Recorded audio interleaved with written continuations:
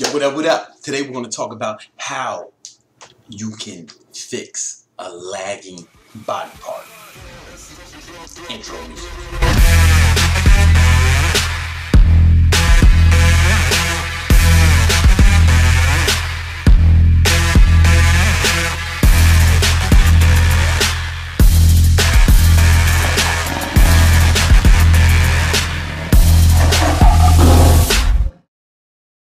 Yo, what up, what up? It's your man, Big Brandon Carter. Today we're going to talk about a technique that you can use right now to bring up any lagging body parts that you may have.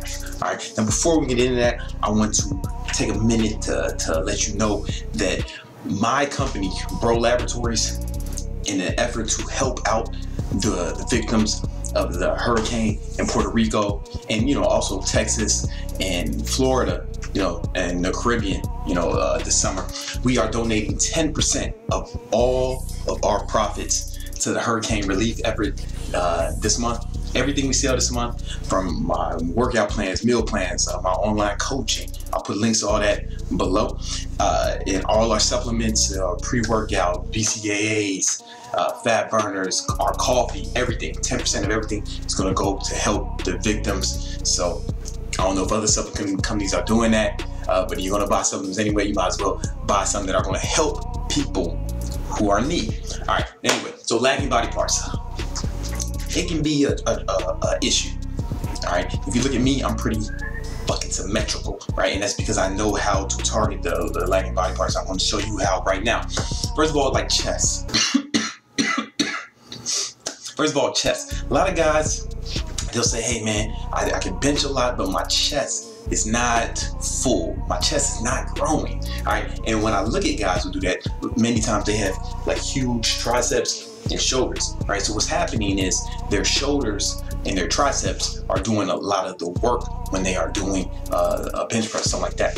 And to remedy that, there's a technique called pre-exhaust.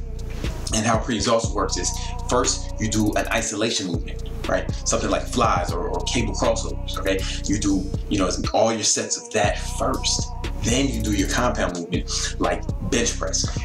And what that's going to do is it's going to fatigue the chest muscles, all right? It's going to exhaust them, pre-exhaust, right? In a manner that takes your shoulders and your triceps out of the equation, right? And then after you're done with your isolation movements, then you do your sets of your compound movements. So you follow something like flies with bench press, all right? And what's going to happen, because your chest has been pre-exhausted, your chest is going to work harder when you do the bench press. And it's going to mitigate the problems you were having before when you were doing bench press. Because you had these strong shoulders and triceps, they were doing more work, and they're smaller muscles, so they would fatigue before your chest would fatigue, right? And then that problem, you kept doing it over year after year, and that problem started to compound. But once you start doing pre-exhaust, now your chest will get more work. And this is just, a tactic that you can throw in anytime you want to change up your routine. It doesn't have to be for a lagging body part, right? You can just do it anytime you want to change up your routine.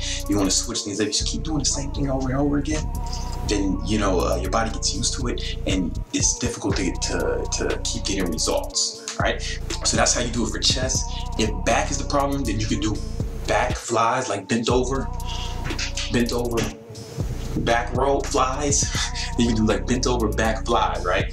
Do 3 or 4 sets of that, and then follow that with bent over rows, right? And what that does is the isolation movement takes your bicep kind of out of the equation, right? And your upper back has been more pre-exhausted. And then when you go to your compound movements, right, your back will get fatigued before your biceps. This is really something that's going to be helpful for guys with like big arms and maybe smaller back or smaller chest, right? And you can do the same for shoulders. So you can do like lateral raises, do 3 to 4 sets of that, and follow that with overhead press, right? So basically the lateral raises, you were able to target the side delt without incorporating your tricep, right? So then when you finally went into the compound movement, the muscle gets worked a lot more effectively and efficiently. All right, and you can throw these techniques in anytime, right? Someone says, how do you do for biceps? Somebody's thinking about it right now. Let's kind of reverse. With biceps or any muscle at the end of the chain,